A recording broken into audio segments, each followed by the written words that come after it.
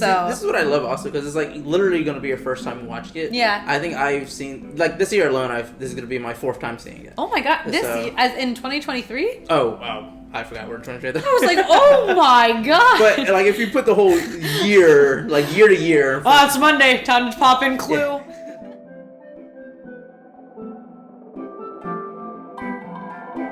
Hey guys, what's up? Welcome back to another episode of Clued and Clueless. In this episode, Mario will be clued and I will be clueless. Go ahead, take it away, Mario. Hi everyone, I'm Mario and I'm clued in. Kind of introduced me, so I had to reintroduce myself just like to feel alive. Oh, sorry. Hang on, we can do it again. Hi guys, I'm Kristen. Anyway. And he's Mario. See, if you don't do it, I have to do it for you. You do. You're right. I should just let you introduce me. I know. I was just helping things run smooth. You're the captain of this ship. Yeah, I'm just like your... I think they can feel that through the... I'm not your like first mate or anything like that. No. Yeah, you're getting the barnacles off the side of the boat. So, Kristen, since I'm clued in again, what's your favorite board game? Oh, we're watching Clue. Hey, we are watching Clue. Yeah. Anyway, back to favorite board. Okay, do you want to do is it favorite define board game, please? We bought you a board game technically recently. Okay, so like just anything mostly that comes in like a box. That comes in a box, you know. I do really like those Hunt a Killer Murder Mystery boxes. Those are some of my favorites. I don't know what my favorite is. I have a tough time picking favorites. But I will say recently I just found a game called Phantom Inc. I have a group of friends and we all play a bunch of games together, and they introduced me to Phantom Inc. and that is a fun game. I want to buy that for us to play. Interesting. Yeah. Well, saying what we bought you, and you just saying it about a second ago, Hunt a Killer. Yeah. You guessed it right perfectly that we are watching Clue. Heck yeah. Do you think you're gonna figure out we didn't watch it at the same time, but we both seen Bodies. Yes. And you felt like you got that like right off the bat. Well, okay, no, here's the thing. I feel like the movie I feel like the movie because I feel like it was kind of predictable. But like I felt like it was predictable, but like not like the whole movie, but I feel like I knew pretty early on that like there wasn't a killer in the house, you know what I mean? And like I didn't know how he killed himself, but I did think it was going to be something stupid like that, you know? Anyway, I'm sorry. What was your question? No, just do you think you're gonna guess the killer this time around? I don't think so. Okay. Because I will say, I feel like, and I don't know what it is, because I feel like there was a period of time with like whodunit movies, or at least because when you say whodunit, I think of like Clue specifically, right? Yeah. But I'm talking about any kind of what's going on kind of genre. In that kind of movie, I feel like I don't usually know what's going on. But in a couple of recent movies, I feel like something has tipped me, and I don't know what it is. I don't think that I've become a smarter movie watcher. I think that I don't know what it is. You find like the red herring. Yeah, well, you want to eliminate the red herring. Oh, I guess you're right. Yeah, but like, but I identify and eliminate the red herring. But yeah, I don't know. I don't know. I feel like I've gotten better at it recently, but I don't think that I'll get it in this because I don't usually get it in like all the couple of new Knives Out movies. Like I haven't gotten those, and I haven't found those. Well, the first one was kind of spoiler if you haven't seen the first Knives Out. The first one I thought was kind of it was too it ended up being exactly who you thought it was. You know who you like, and it was one of those things where it's like, oh, it shouldn't be him because it's too obvious, but it's like it's clearly this person. You know what I mean? Yeah. So he also didn't have an iPhone. You have to be really careful with that. You have to be really careful with the like, it's gonna be the person you think it is, and they just didn't lead you away from him enough. I feel like. Anyway, I don't think I'm gonna get it. Is what I'm saying. I don't think I'm gonna know who it is. Yeah, awesome. I think the older movies do better in that respect of like hiding it. Okay, awesome. Well, I really enjoy Clue. I think it's a funny movie. We slightly talked about Bodies for a second. I was very excited for that movie because I was like, oh, it's almost like a new take on Clue. I don't feel like there's a lot of like those whodunit movies that come out. I enjoy. They're having a comeback with Knives Out too. I don't know if Knives Out is kind of like a whodunit, I guess. It definitely is a whodunit. What do you mean? Yeah, I guess you're right. Well, I'm saying that, but I'm clueless. I haven't seen Clue. I haven't seen the original whodunit, so I shouldn't be talking. It's fun. This is going to be a fun movie. This is a movie I think you are going to enjoy. But you might have some faults with it. Okay. I think you're going to be like, it was okay. Okay. You know? Well, it's hard because, like, I feel like it's hard to separate, like, I can really enjoy a movie, but then when you're sitting down and dissecting it for something like this, like, you're forcing yourself to think critically about it. Because, like, traditionally, I am somebody who just truly enjoys everything. Like, and I'm not good at being critical unless I am sitting down and saying, I'm analyzing this movie right now while I'm watching it. Because if I don't, everything that I see, every movie, every, like, play, every musical, every song that I hear, I'm always like, yeah, that was pretty good. That was great. Like, unless I'm forced to sit down and think about it. So see, this is what I love also, because it's, like, literally going to be your first time watching it. Yeah. I think I've seen, like, this year alone, this is going to be my 4th time seeing it. Oh my god, as in 2023? Oh, I forgot we're in 2023. I was like, oh my god. But, like, if you put the whole year, like, year to year. Oh, it's Monday. Time to pop in Clue. Yeah. From February 10th to 2022 to February 10th. I think I've seen the movie, like, 4 times at this point. I went to a Clue movie party at Alamo Drafthouse, so. Oh, that's fun. It was very fun. Do I know anybody in this movie? Yes, you do. Who's in it? I'll tell you in a second, but let me give you the description first. Okay. You know, to gauge your opinion on the movie right off the bat. You know, I've never even played Clue. Oh, wow. We should play it. We really should. So here's the little back of the cover. Okay. 6 guests are anonymous. Oh. Boom, boom, boom, boom, boom, boom. Go ahead. 6 guests are anonymous. Why can't I say that word? Hello? You keep trying to lay down a beat, dude. I know. I'm gonna skip that word. Anonymously. Yeah, there you go. Sound it out. Oh wow, dude. I think I'm. Are you okay? No, I think I'm. Do I need to call someone? So 6 guests are invited to a strange mansion for dinner, but after their host is killed, they must cooperate with the staff to identify the murderer as the bodies pile up. That is the worst I've ever had for reading a description. I've never that was rough. I'm not gonna lie to you. stuttered so bad before. That was tough. But besides the stutter, what did you think of that description? Can you read it again? Oh yeah, I was laughing. So 6 guests are invited to a strange mansion for dinner, but after their host is killed, they must cooperate with the staff to identify the murderer as the bodies pile up.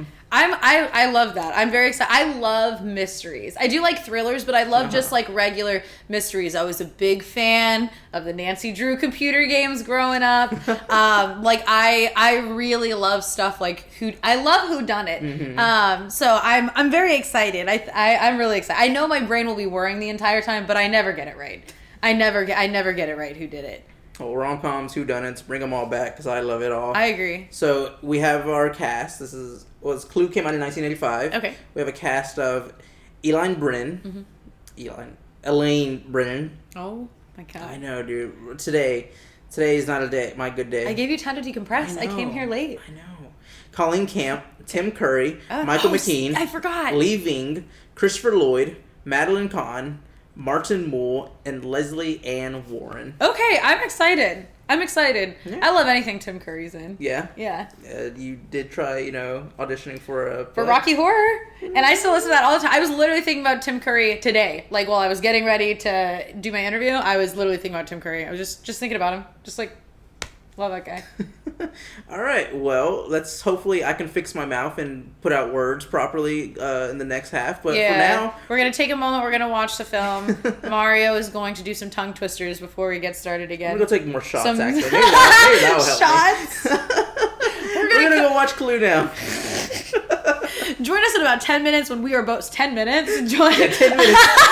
The movie's that fast. Join us in however long when we are absolutely smashed after watching Clue. We'll see you in a bit. Welcome back, everyone. We just finished watching Clue. Kristen, what are your first little thoughts on it?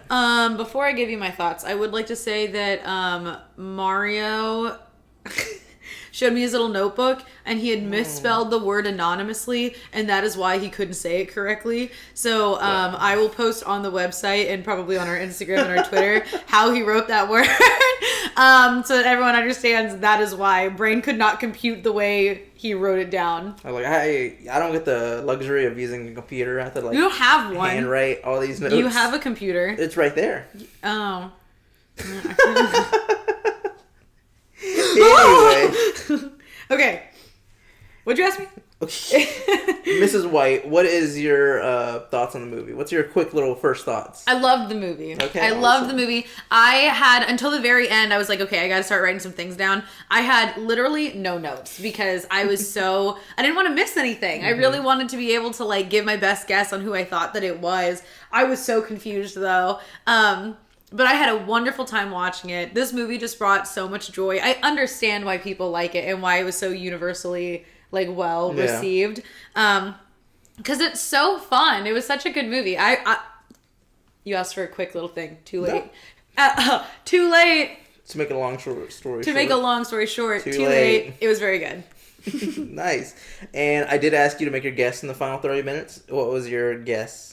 So I guessed that it was going to be a mystery person that was not included in the group. Just appear. Yeah, I said a mystery person that was not included in the house who was working together with Wadsworth ? But I wasn't like I didn't know. This was my best guess, but I did not know. Okay, and as you saw from watching the movie, there was 3 endings. Mm-hmm. Do you know why they did that? I'm assuming it's because the board game is open-ended, right? That is honestly, yes. That the board game, like, I would assume it's not, I mean, or else you would never be able to play the board game more than once. So I haven't played the board game, but I'm assuming it's because in the board game it's always someone different. Exactly. So that's the best way to pay tribute to the game. Exactly. That is why Paramount, they're like, we're going to make 3 different endings. I love that. Now, in saying that, when this movie was released in 1985... Mm-hmm. The 3 endings were not all at the end of the movie. Oh. You had to go to a different theater. Theaters would get different endings for the movie. That is so much fun. So, like, for streaming and DVDs, they have it where it plays all 3 movies at the 3 endings at the end. That is so much fun. Because did they announce they were going to do that, or did people just start talking to each other? I think people started talking to each other. That is so and it wasn't much until, fun. like, couple weeks while the movie was going, that people, or theaters at least, started saying that we're showing ending A, ending B, or ending C. That is so much fun because that's real life Clue. That's real life. You're talking to your friends about it, and you're like, Miss Scarlett did it. No, this person did it. No, this person did it. That is literally so much fun. I love that. That's so smart. That's so smart. I love that. I want more fun movies. In saying that, we don't have fun movies anymore. Our good friend Roger Ebert has his review on this. Gave it a 2 stars. 2? He says, the way Paramount is handling its multiple endings is ingenious. They're playing each of the endings in a third of their theaters where the movie is booked. If this was a better movie, that might mean you'd have to drive all over town and buy 3 tickets to see all the endings. With Clue, though, 1 ending is more than enough. Why was he mean? From reading his whole review, he just felt like the jokes were there, but were just never finished. He felt, people would get to saying their jokes, right? Yeah. And then you'd expect more, and then they're cut off, and we're going into like the kind of the next joke, the next bit. Interesting. And then he also felt like, obviously the movie is trying to be like Clue itself. Like you said, open-ended. Anyone could be the killer, so they're doing this whole thing. But they're just like, you're kind of all over the place with the movie itself. Yeah. Like from a movie standpoint, you're all over the place. But that's the joy of it. Yeah. I mean, whatever. He's allowed to feel how he feels. He's allowed to be wrong. Exactly. It's just one person's opinion at the end of the day. But if I were talking to him, which I will be after this podcast is over, I think that he passed away. Okay. Anyway, but I think that that's the joy of it. And I think you almost have to scramble in some ways. Because even if you think about like modern day whodunit things, you have to scramble the movie enough so that people are confused. Exactly. Or it's not going to work out any other way. You have to do that. Now with the humor, I'm surprised that he said that because I just thought that the humor, it was a lot of zingers. It was a lot of like, boom, the joke is over. Like, there is nothing left to expect. The jokes were not long and drawn out. It was joke lands, move on. Because it's a fast-paced movie, which I appreciated. But I mean, I can understand if that's not the kind of humor that you respond to, you want something longer. Yeah. So I mean, that's fine. We've talked about how humor is subjective at the end of the day. But I think it's hilarious. I think it's great. I love this thought movie. It was really funny. It's fun. It's fun. It's wacky. Like, I watched this when I was a lot younger and missed a lot of jokes. But watching it now, it's just hilarious. Like, my wife was friends with socialists. Yeah. Communism was a red herring. Yeah. I'm doing the capitalist dream. It's just stuff like that is just so funny. J. Edgar Hoover, all those J. Edgar Hoover jokes. Yeah. It's funny. Oh, we should really quickly, recap what the movie is. Like, give a little bit more in-depth of an explanation. Do you want to do that again? Do you want to try recapping? Yeah, you know what we should do? We should do, give me like 30 seconds to like explain the movie. You know what I mean? So, because I'll just keep talking. But I think that'd be fun and turn it into like a little game. Okay. Do you think we should do 30 seconds or do you think we should do a minute? For your talking? Yeah. However long you want to do it. No, because it has to be a challenge. Sure, do 30 seconds. Okay. Oh my God. Okay. Without rambling and being... Well, I can't because I don't have time to ramble now. So that's 30 minutes. Oh, I just keep going. It's just 30 minutes of me explaining this movie. Okay, ready? Yes. Set. Okay, so if y'all weren't paying attention, Kristen is going to explain the movie, the plot of the movie in 30 seconds. So let's see if she could do it. Ready, set, go. Okay, so basically there's a house full of people that have all been called there by a mysterious person, Mr. Body. Mr. Body has called everyone there. We end up finding out that everyone has been called there because they are all being blackmailed by Mr. Body. As the night goes on, one by one, different people start dying off. Now, as that is going on, everyone's trying to figure out what's happening. They're going around the house. I gotta be able to see the time, Mario! The time's up. What? Already? Yeah, you're already. Are you serious? That was 30 seconds. Everybody's running around the house to try to figure out what happened. And then everyone's running around the house so they're trying to figure out what happens. And then by the time police are coming. See, this is why I need to be able to see the time. Okay, but police are coming in like 45 minutes, so everyone's got to figure it out by then. Everyone's suspicious of each other. A couple of guests come throughout the night that were not initially part of the group, and by the end of the movie, everyone is confused. Nobody knows what's going on. And then there are 3 separate endings. Like Mario said, I guess that they originally upon release, it was 3 different movie theaters that you would go to. But how they presented it to us now was they just said, they like played the ending and then they have a little cue card looking thing that says, hey, that's how it could have happened. Or this could have happened. And then they show a different explanation. And then it says, okay, that could have happened, but this is what really happened. And then it gives you a third ending. So super, super fun. Yeah. And you're only 2 minutes Listen, over. I like doing that, but we'll adjust that for the next one. But I think that's a fun idea. 5 minutes. You know, some movies are a little more, you know. This is, like I said, this is also a lot shorter movie than what we watched. But it's great from like start to finish. I think it's really fun. I think this was the perfect length for this movie. I was completely engaged. I was never bored. Like it didn't feel like it was dragging on, but at the same time, it allowed itself enough time to accomplish what it needed to. I really enjoyed it. Nice. And so going to the ending is how there's multiple of them. Yes. What was your favorite one? Because Roger said his favorite was A, and I'm pretty sure what he meant by that which was one was the A? first ending that we Scarlet? saw. Yes. Okay. Yeah, I didn't dislike, but Peacock definitely wasn't my favorite. I like the idea of it being Scarlet. Yeah, I'm going to say Scarlet. I like Scarlet. I think I like that ending the best. The way that at the end where Mr. Green is like the FBI agent, I think that one ended on the best line. But that is I love that line. Yeah, but I Scarlet doing it is my favorite ending. Nice. Yeah. Because I believe he said, because he went, like I said, he's a critic, so he gets to see them all, you know. But they did say Paramount probably mislabeled which ending was actually being shown for the whole A, B, and C. So they didn't even know actually what they were giving out to people. Interesting. So they were like, oh, we're giving you A, but maybe it wasn't even who A. knows, yeah. Maybe another theater also had A that was a different ending. Right. But no, I think that's a an awesome idea, and I would love to see another like company like that do that again. I think so too. We don't see, that's what I mean. We're not like, and part of it, well, no, I'm not, because I think it started to die way before, but streaming services have taken that away. I feel like even more, and like, you know, it's just because streaming services are new. Because I think that there's a lot of room to play with streaming services like that. I was just on set the other day and someone was talking about a TV show. I wrote it down. I don't remember what it's called. But where it's like 10 episodes or maybe 5, something like that, 5 or 10 episodes.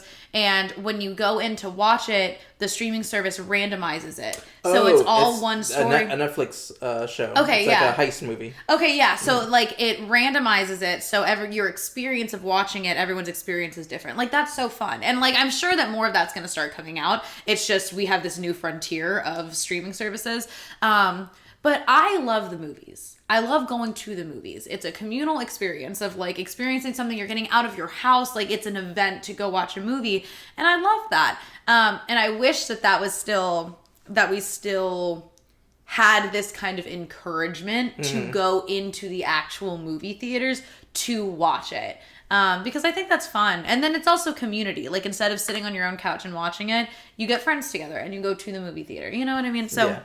And I think it's also like what plays a fact besides just streaming services is just like the internet as itself. Because even when I finish a movie, sometimes I'll look up. I was like, okay, is there something like happening after the credits or something like that? Because like if we were putting ourselves back in 1985, you know, like you said, we just finished watching the movie. We probably saw like ending B. We're like, oh, that's kind of whatever. But then we talk to someone, they're like, oh no, what are you talking about? Mrs. White was good. And they're like, what? And so then you're like having to go to the newspaper or whatever that drops. Okay, like which theater's playing this ending? And so that's it's a good like, point. But information's now like too readily available. Where we can just kind of know stuff too, because like it even goes to like Blair Witch being like one of the best like found footage movies. Right? They're really trying to promote that as if like that was legit found footage, and people were believing it. You know, at the time because it was like. There's no like actors anywhere promoting this movie. They're just definitely like off the grid to make it seem like they really died. Yeah. And then it goes to Cloverfield. Cloverfield kind of did that also with New York. This is like early 2000s, so it kind of works, kind of doesn't. But like there was like clips being shown online about like something happening and like. It would like black out and stuff like that. I don't know if you've ever seen Cloverfield, but they're trying to play up like something happened in New York, and the government's like covering it up. Yeah. See, I want more of that, like immersive experience. You know what I mean? That's so cool, and that is an art form. I think in and of itself, like that's an extension. You know, and I think that that's so cool. I saw the closest thing that I can think of, which is not the same thing and not at the same tier at all. But the closest thing that I can think of, I've seen actually 2 things. So Blake Lively, when she was in that movie with Anna Kendrick, what was the name of that? I have no idea. Hang on. You're losing me on here when you start. Lively and Anna Kendrick film. A Simple Favor. They're making a second one? I think they might be making a second one. That's kind of crazy. Pitch Perfect. I can't stand you. I think they made like look, start date for Amazon's thriller sequel, January 31st, 2023. It just came out. Ooh. Okay, sorry everyone. I'm realizing this right now in real time. In real time.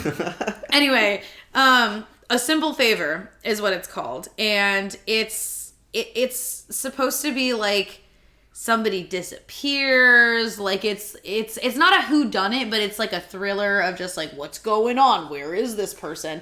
And Blake Lively like completely deleted her Instagram and like started it completely fresh and started like asking people like, have you seen this person? But like it was very clear that it was promo, you know what I mean? So like it's not the same, but like they tried to do something kind of like that, but it was just so overtly obvious that it was promotional.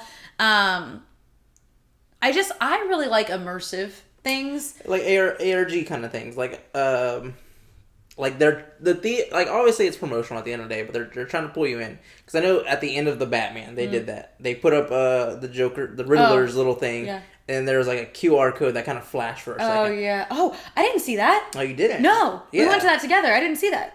I didn't know about it until afterwards. Oh. But I was reading online like a QR code had popped up, and so if you scanned it, it takes you to some site, right? And you got to literally solve some riddles. And That's so cool. And it kind of like just leads you down a small little rabbit hole. I love that. Yeah. I love that. See, I love that stuff. I also saw, and this is like a little bit of a different vein because it's not a movie, but just like in the same vein of like immersion, right? With like this kind of stuff, immersive storytelling. There was, I think Gal Gadot was on the project. I could be wrong. Death of the Nile? Huh? Death of the Nile? No. We will fill the river with champagne. I don't want to do this anymore. I'm going home. There was, when I was in college, there was a project where it was supposed to be a remembrance project for the Holocaust.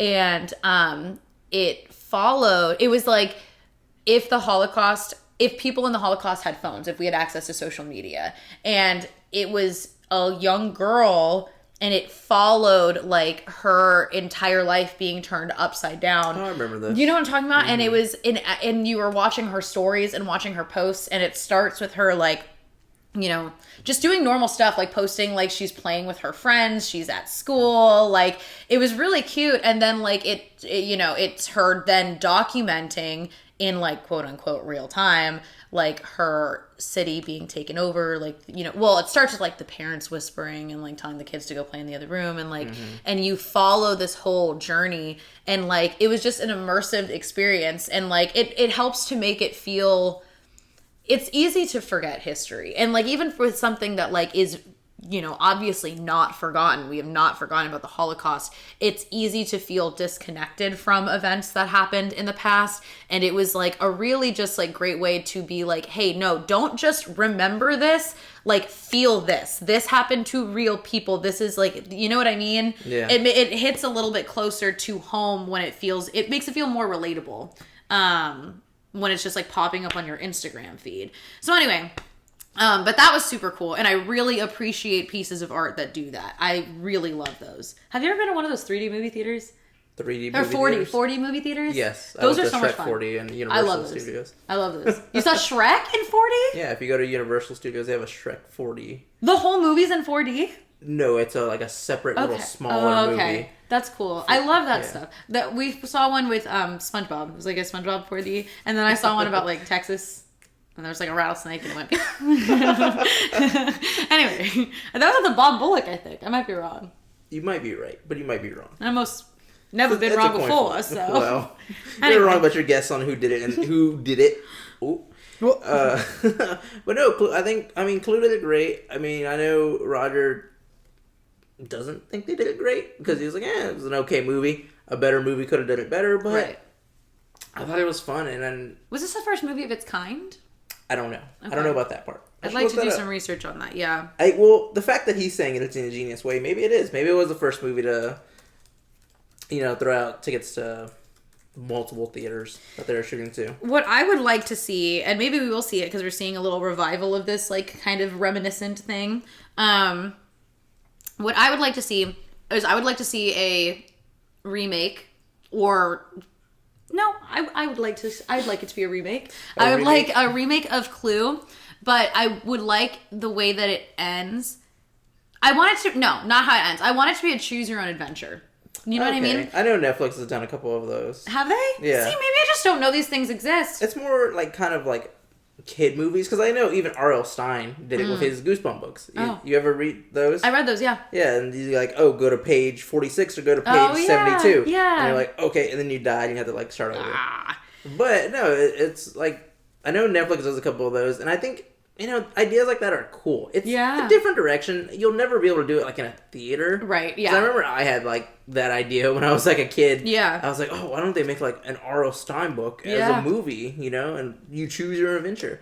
And it's such like a goofy thought, but it would be fun. It would be. You know, it's interesting, like especially here when you're trying to find out who the killer is. Yeah. But, you know, staying on the topics of Clue, who is your favorite character when you're first introduced to all the characters? When I was first introduced? Yeah. Scarlet. Yeah, iconic. Her performance was so good. The way that she did so good. Just iconic. Anyway, she's great. Was in a wonderful outfit. The way that she talked and like moved her body was like, you're this is iconic. This is incredible. And who stole the show for you at the end?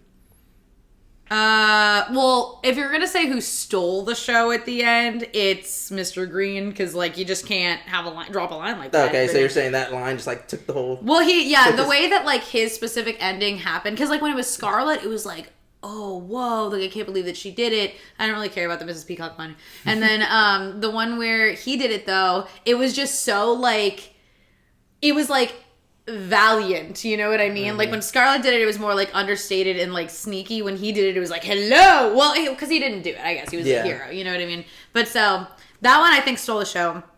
But throughout the movie, Mrs. White was my favorite. She was so freaking funny. She was so funny. All of her little like quips were so funny. If I remember correctly, that line at the end was just like flames, breathing, side of my face, breathing. That was just like completely like improvised. Really? So I think she either like forgot her line like well, right that's there, iconic. and they kept it in because it's just, it's iconic. It's was hilarious. So good. And that's why I think that's why it's such a quick cut to like Tim Curry. Like anyway, so this is what he's like. Okay, obviously she didn't study her lines. Moving on. But it's so funny. I'm curious like how many like actual like script wise, because like I said, it's a bunch of like jokes that are just like kind of thrown at you. Like I said, boom, boom, boom. And so it's like we're just like, okay, just kind of make quips like here and there whenever you get a chance. Yeah. Because even when like she does that goofy scream again. Yeah. Like, sorry, really quickly. Black Mirror. Black Mirror did that. What was that called? A Bandersnatch. Bandersnatch. That's what I want from Clue, where you can just watch it over and over again just to see the different kinds of iterations that you can get. That's what I want. You know what? Actually, before staying on this whole topic of like interactive media, I think people who are huge on that was like early YouTube, because you used to be able to put like little annotation boxes, and you could have a link to them, and so they'd make their video like maybe 5 minutes longer, or 3 minutes at the end of the video of you choosing what happens next. That's so cool. And so, like, I know a bunch of like big YouTubers at the time. They would do those kind of like these interactive videos, and then you'd be in this like they would unlist like the videos. So the only way to see them is by clicking on the link, and so you go over here, and you gotta go back if you messed up, or whatever. That's so cool. I love that. So yeah. Sorry, it just came to my brain, and I had to. That's perfect. But anyway, yes, but what you were saying about the writing, and I think that this is such a great contrast from movies like The Longest Yard, because we don't see movies like this anymore. And by that, I mean, like, I feel like a lot of the times, not always, there are still like smart comedy movies that come out and like whatever, there still are, but I do feel that it is much more common now for comedy to really like hinge on like these like cheaper jokes, you know what I mean? Like either like physical humor, which is not always bad, and there's somehow a differentiation, because the physical humor that we see today, I think very often is still somehow, couldn't tell you how, somehow lazier than the physical humor that we used to see. It feels less intentional. You know what I mean? It's more like this guy is falling because when people fall down, it's funny. You know? Mm-hmm. It used to be a lot more intentional and smart in the way that they did it. Like, you know, like they have physical comedy in here, like where Mrs. White falls when he's like dragging her up the stairs. Like, it's intentional. There is a reason. And like the camera leaves her. You know what I mean? The camera doesn't stay on her. So be like, ha, she fell on the stairs. It like completely ignored it, and that's what made it funny. Like, she was just gone all of a sudden. You know what I mean? Like, it's this is clever writing to me. This and that's what makes it funny. The jokes are like quicker, they're wittier, and now I feel like we rely on shock factor a lot, and like just like these lazier things, these lazier tropes that I just feel like don't make me laugh as hard, you know? No, yeah, totally. I mean, like, there's a lot of physical humor that plays in here. Slapping Mrs. Peacock around.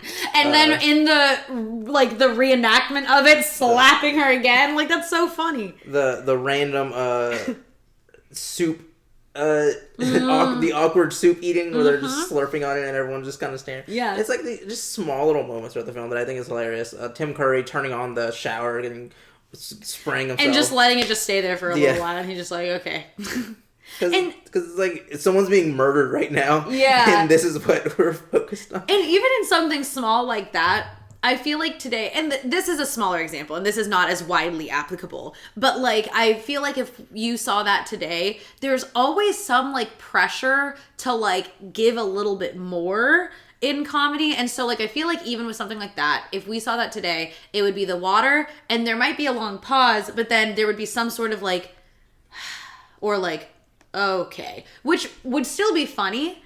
But there's something beautiful in, like, the water came on and it was literally just him freezing and just standing there for, like, 3 or 4 seconds. And then they cut. Like, there was absolutely nothing else after the water. And I appreciated that. And one thing I think is, like, also, like, funny with it is because, like what you said, we see a lot of that happens. Like, people get wet or whatever. Mm-hmm. But, like, in the next scene, they're dried off. Because it's, like, implied, okay, they dried himself off. Yeah. Here, it's like he's coming down wet, obviously. Yeah, exactly. So it's just like again, small little things that keep the humor going. Yeah. One of my favorite parts in this movie that I always like quote whenever I'm talking about this movie is the singing telegram. Yeah. Because recently I learned there's a play of Clue that's been going on, and so I saw a TikTok of some girl they're doing Clue. Yeah. And she was the singing telegram girl. Oh, I love that. So she comes on, does her role. She says, "I am the singing telegram," and then bang, and then it just flops over. I love that. And it's so funny, and it's like that small little part. Yeah. 5 seconds. It's out of nowhere. Yeah. Out of absolutely nowhere. Where hilarious. did you come from? Why are you here? Well, she got called there because it was like... Okay, but at the time, Mario... But it's just so like just out of nowhere, and I think that's just what makes it funny. I agree. Because it's like, okay, we just watched Yvette get strangled, a cop get hit over the head, and then now you just see the singing telegram get shot. When I was in high school, we watched a play. No, I must have been in 8th grade because I went to go see the high school production of, and then there were none. It's a play. It's based off of an Agatha Christie novel. And it's a whodunit kind of thing. And I remember loving it. It was like, there's 5 people that get called to like a house and they all one by one start dying. And yeah, and I only remember a little bit of the like play. Like I don't remember who did it, but I remember I really liked the show. So that would be interesting too to see. Yeah. Anything like super stand out and pop to you while watching this? Because I know you're just invested in it. Your notes were like, minimum from what you usually take. Yeah. Because you're like, wow, I just can't stop watching this movie. I couldn't look away. It was like, I'm gonna miss something important. I'm gonna miss the person that's not in the scene. I was like constantly counting up who's in the room, who isn't in the room. Yeah. I find it like funny, just like because your note probably, I don't know like how much you have compared to like Ocean's 11, and that one you had a short amount of notes, but that was just because you're like, I'm just not a huge fan of the movie. But this one, it's like, you're like, I'm a fan. I'm forgetting to take notes because I want to watch this. See, and that's like, I'm glad that you bring that up actually, because, and this is what I'm talking about, where like, Ocean's 11 was entertaining, but it wasn't smart. So like, Ocean's 11, I didn't feel like I had to be glued to the screen because I'm going to miss something. Because it was always, like I said, because I think in that episode I talked about how, I wish that like, it was also redirecting me, you know what I mean? But it wasn't. It was always like, okay, he makes, he pulls something out of someone's pocket, but you don't see his hands. It's just implied that that's what happened, that he pulled a fast one on this guy. Mm-hmm. And I said, I wish that if I rewatched the movie, I would see these things happening. And that was not there in Ocean's 11. I feel like that's there here, because if I rewatch it, even though there's different endings, if I rewatched it, there would be more of like, oh, see, this person's not here at this point. This is going on at this point. Okay, now I know where the tunnels are, so this is how that person got there. You know what I mean? And that's what I do love, because I was keeping an eye out for that, and I noticed it right away when they all run to Yvette. Mrs. Peacock isn't there. Yeah. And so I was like, is Kristen going to notice that? I did notice that. Okay, and then I noticed it for the kitchen. I was like, okay, who is in here for the kitchen? Yeah. And then so it, like, yeah, the endings there's 3 different endings. Uh-huh. But it all works. Right. Like, in every scenario that they have it, and even, like, the third ending, the C ending, which is, I don't know if they're calling it the true or what. Yeah. But it's like, again, all works. Yeah. Everyone wasn't there when they said they should have been. Yeah, we don't know, like, everything, like, when everyone splits up. But that's, like, great because it's misdirecting us. Yeah, it's exactly. Like, we don't know who's actually killing. Yeah, I think all the time about how difficult it would be to write one of these, just because it's people. I mean, it would be so hard to, like, write, I feel like, a movie that walks that fine line of, like, we're putting the answer. And, like, Clue, this one, I guess it only kind of pertains to because they have different endings. And even the, like, quote-unquote real one is, like, everyone had a hand in it, you know? But, like, it would be so difficult to walk that fine line of, like, we're giving you the answer is here in front of you, while not being overt, you know what I mean? And those are the best movies. And I think, I don't dislike the Knives Out movies. I like them, I enjoy them. But I'm always wanting just a little bit more from them. But I do really enjoy them. But those films do that. The answer is in front of you. I was going to say, have you seen the newest one? Yeah. Exactly. And I like that. The answer is, my qualms are like with different parts of the film. But I really, really, really like how the answer is there. If you pay attention and you piece the right things together, you will come to the correct conclusion. They're just really good at scrambling things and misdirecting you. And those are the best. I love those. And they also are the ones that frustrate me the most because I can't figure it out. I want to, but I can't figure it out. But so, yeah, I love this genre. I love this genre, just generally. No, yeah, I truly do love whodunit films also, because, like, whodunit films are comedies at the max, you know, at the majority of the time, they're always going to be, like, a comedy. Yeah. And I love that because it's, like, you don't ever see, this one, actually, you see people die, like, on screen. Yeah. You'll die. And Bodies, you didn't really see that. Yeah. Because they're like, well, who did do it, you know? Right. But it's almost an accident for every single person. Yeah. So that was a cool little catch for that one. But it's just like, when you don't know who's doing it, or not even don't know who's doing it, just the whole whodunit genre in general. Mm-hmm. Like, even Scream, I feel like, did it pretty well. Yeah. It's just fun, you know? It's just that sense of, like, okay, I'm trying to piece it together. I'm trying to find it out as a viewer. Yeah. And then it's like, boom, here's the big... Right. I don't know. I feel like they should come back more. I agree. Those are, like, some of my, like... Yeah, like I said, I remember watching this when I was a kid and just really enjoyed it. And so it's always just stuck with me. So I'm watching this movie almost every year. Yeah. Like, there's not a lot of movies where I'll be like, I have watched this probably every single year. Yeah. That's, and I think that we took a break from the comedy of it, and I think that we did start making dramatic whodunit versions, but those became thrillers, you know what I mean? Yeah. Those became like a little bit of a different genre where, like, it's less about, like, who did it and more about, like, what's happening, what is the situation, I'm confused. Have you seen, what's that movie with Sandra Bullock? Is it Premonition? I have no idea. I've seen a lot of Sandra Bullock movies, but... I love her so much. She's one of my favorite actresses. I haven't seen too many of her serious roles. She's great. Have you seen The Proposal? Yes, so Ryan Reynolds. Oh my gosh, Mario. Stop watching things. Sorry. I was like... Okay. Ryan Reynolds too. Premonition, yes. This is the movie that I'm thinking about. Okay, this is a great movie. I'm going to read you the description of it. Maybe I should make you watch it. Maybe you should make me watch it. Maybe you shouldn't read the description of it. I'm gonna read you, and then even if I make you watch it later, I would read it to you anyway. True. Okay. So Premonition: a depressed woman learns that her husband was killed in a car accident the previous day, then awakens the next morning to find him alive and well at home, and then awakens the day after that to find that he's dead. And it's a very interesting film where you're just like, what is going on? And every time she wakes up, you're like not sure what she's going to find.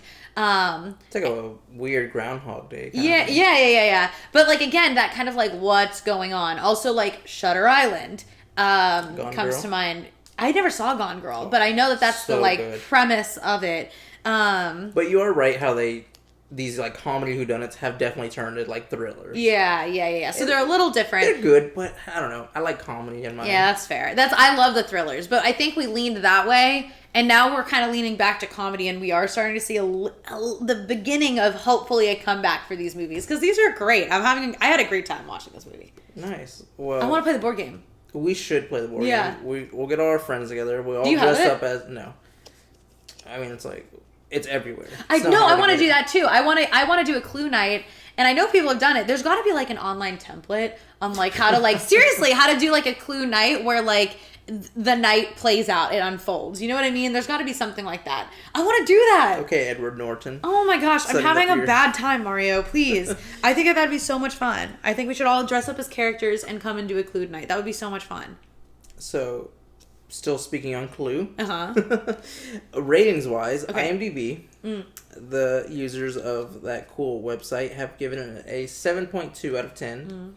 And Rotten Tomatoes, not the users actually, I guess, I don't know exactly how Rotten Tomatoes is ran. Is it like, I feel like there's like Rotten Tomato employees, like critics, right? Tomatoes? Yeah, tomatoes. And then there's like a user base also. Yeah. So I was looking at the different reviews. I was like, oh, interesting.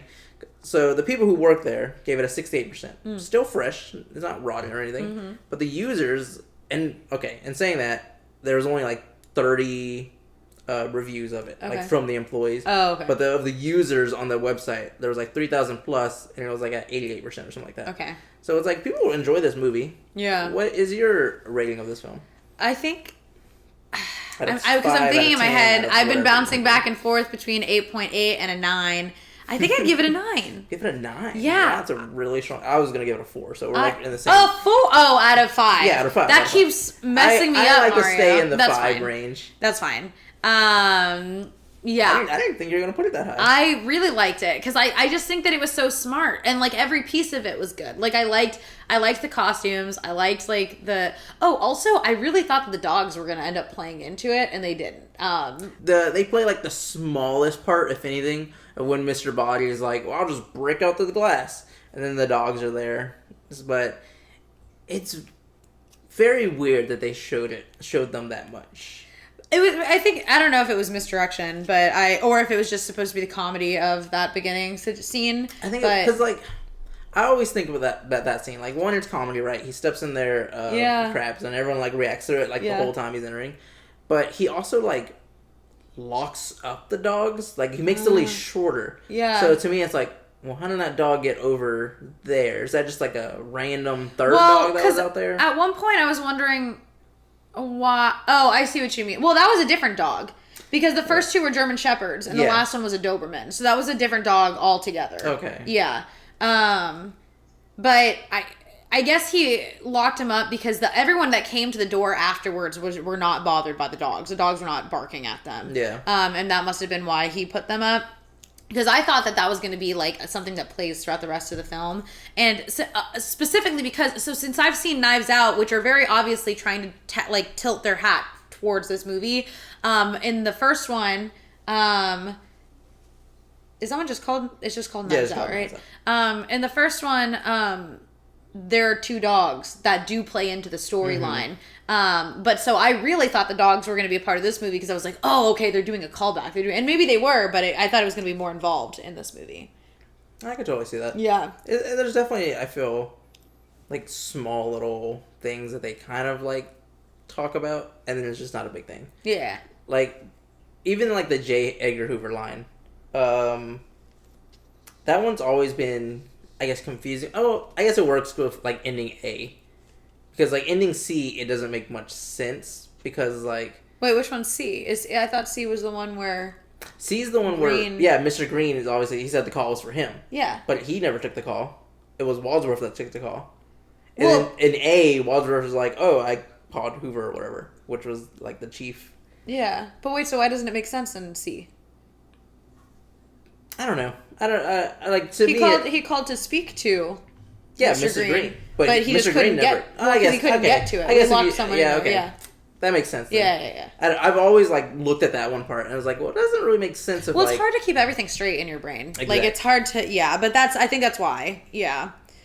That's just so much fun. Because they do like so many small little pieces they put there, like her saying it's her favorite meal. Yeah. And that's not revealed until both like her acquisition and then the ending scene. So it's like there's so many like things that go on. You know what would be fun too? I'm like this movie this movie has me like this movie just really has me like going my brain because I think that's what makes a good film, at least in my mind. That's something that brings the rating up in my mind when like I'm gonna keep thinking about it. Like I'm going to keep thinking about this movie because also as like a performer and someone who like works within the arts, like there's so much possibility with this idea, and I just really love that. First of all, we talked about this I think off camera. I didn't know that the board game came first. Yes, which is interesting. And that's super cool. But anyway, I'm glad that it happened that way because that led to this movie then having open endings and that just leaves even more possibilities. I think it would be so cool to have a theater troupe that like maybe monthly rewrites the script. Ooh. And I think that would be so much fun. I think that would be so much fun. Like, same general characters, or they could mess around with it. Maybe they do different characters or whatever. But, like, where every single show... Like, maybe they have a rotating list of, like, 10 guests. And every show, it's a different combination of, like, 5 of them or whatever. You know what I mean? And then you would just... I mean, you know, people come back and keep seeing it, so you get used to, like, the repertoire. And, like, every single month, it's a different story unfolding. I think that would be so much fun. I think that'd be so cool. I think that someone do this. Be fun. And tell me when your auditions are. I'll be there. I know Kristen kind of mentioned it when she was saying that. I think I forgot to mention it because we talked about it off camera. But yes, the movie is obviously based off the board game. Sorry, my words like slipped my brain. The movie is based off the board game Clue, and it's just. I don't know. It's such a simple game, right? You're just trying to find out the I've never played it. You should play it. I mean, we are going to play it, but it goes back to what you're saying about the whole rotating troupe. There is stuff like that. Oh, really? They do have like murder mystery nights where you can go to a dinner. Oh, yes. Like stuff like that. Yeah. And for the most part, it's like very kind of similar to what you're saying. Yeah. But I think speaking on just us playing the board game, we should totally try to bring our friend group and all go do that. Yeah, I would love to do that. I really want to do that badly. I feel like just the game Clue is just so iconic because I feel like you could even say escape rooms are playing off that whole thing. So, and that's where like I'm gonna do a dive into this after we're off because I want to know about the history, I guess, and where was this in the timeline? What did that start to inspire? You know what I mean? Mm-hmm. Yeah, I need to. I'm very curious if it did come out in the board game Clue came out in the 50s because that's what the movie says. It came the movie takes place in 1952. Yeah. Obviously, it were filmed in 82 or whatever. So it's like why 1949. Okay, so very close to that year. Cluedo. Yeah, Cluedo was his original name. In England and Clue in the United States. Why is it called Cluedo in England? They just speak weird, I guess. They're just crazy over there. Just throwing letters in. But we're going to go to Target after this. Go buy Clue. This is so interesting. I'm going to look this up. And if you want to cut out dead space, that's fine. But I think it'd be interesting to include in the podcast. Okay, so wait. Okay. Implications of Clue. The greater societal implications of Clue. What is this by really Kristen Hosty. Let's see. This is your social work, not social work. Your what degree did you get? Also, oh my gosh, psychology. Psychology. This is like psychology. Jeez. I wanted to call you a social worker. I don't know why. Implicates because Olivia's a social worker. Yeah. Implications of the Clue game. Here we go. Okay. Oh, you know, there's a book. There's a book. It's not Clue, but there's like a book, and the whole premise of the book is it's printed out of order. It's like 200 pages, and all of the pages are out of order, and it's a whodunit, and you're supposed to go through and like try to piece together the correct way of the story, and you're supposed to figure out who did it and how they did it. I've never heard of that. They have it at Barnes & Noble. I want to get it because it sounds like a lot of fun. Yeah, that's super cool. I forgot what it was called. I sent a TikTok of it to Kat, and she said she had heard of it. Okay, 14 life lessons you can learn from playing Clue. Come on! Someone has to have written something about this. Clues about bluffing in Clue. No one's helping me. Okay, well, I guess I can't. Have to do off-screen research. I know, but I think that would be interesting to share with our hundreds of thousands of viewers. Hundreds of thousands. Of listeners. In the millions. But what are your final closing thoughts on the movie Clue with Tim Curry? Good. Tim Curry. good. Mrs. White, good. I liked it. It was very good. No. I just enjoyed it. I just had a great time watching it. I was thoroughly entertained. I think that there's so much that could come out of this too. And I'm sure that a lot of what we have today is due to Clue. Definitely. So I think it's great. I think it's a fantastic movie, and everyone should watch it. And in saying that, also, I feel like there's been so many like board game movies that have been made, but I still feel like this one is like the best out of all of them. Of what? Sorry? Like board game movies. Oh, what else has come out that's been based on a board game? They've made Battleship, if you've ever seen that, with Rihanna. No. That sounds really interesting, though. Did you see that? Really interesting. I've seen like half of it, then I kind of checked out. It came out, I want to say, in like 2011 or something like that. Really? Yeah. I have no idea what that is. It's all right. There's another one also that I just can't think of off the top of my head. But this is what inspired the board game Clue. The game Clue was born of boredom during World War II air raid blackouts. Sounds about right. As the war dragged on, creator Anthony Pratt longed for the fun of English country estate murder mystery parties, where guests would skulk the hallways, shriek, and fall dead on the floor. That's so cool. So that was the previous... That was the... Yeah. Clue. Yeah, well, that was like what inspired Clue, is people were already having these murder mystery parties. That's so cool. People are so fun. I want to do an escape room. You've never... No, I have. Okay. But they're super fun. There's one that me and my family did up in Ohio. And it was so fun. And like, because some of them are more immersive than others, and like, you know, just like cooler than others. That one was so cool. It was like you were supposed to be in like a royal mansion or something, and like you're in one of the rooms, and at one point like a hatch in the floor opens, and you go down like a ladder into a cellar area, and then at some point like something else opens and you climb back up, and there's a secret room that was like behind. It was so immersive and so cool. I love that stuff. I know. I used to play a lot of like escape room games, like on a computer. Yeah. Like, because there are just so many like online versions, flash versions of them. Yeah. And they're just so fun. Do you have any? Recommend some to me, please, because I love those. Yeah, I'll go see if those websites still work. Please do, because all I have on my computer to play is Snake. Little spoiler alert, Flash is dead now, so we'll see if those games are still alive. In addition to inspiring a 1985 film, a touring musical. So it's a musical, it's not a play. Yes, that's a musical. I couldn't remember if it was a play or a musical, so I just went with play. But thank you for looking that up. I want to see that so badly.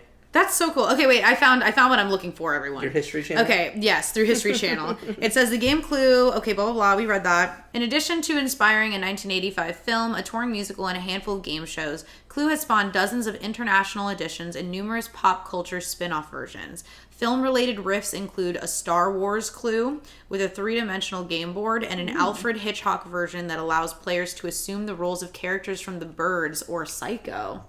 Never seen either of those.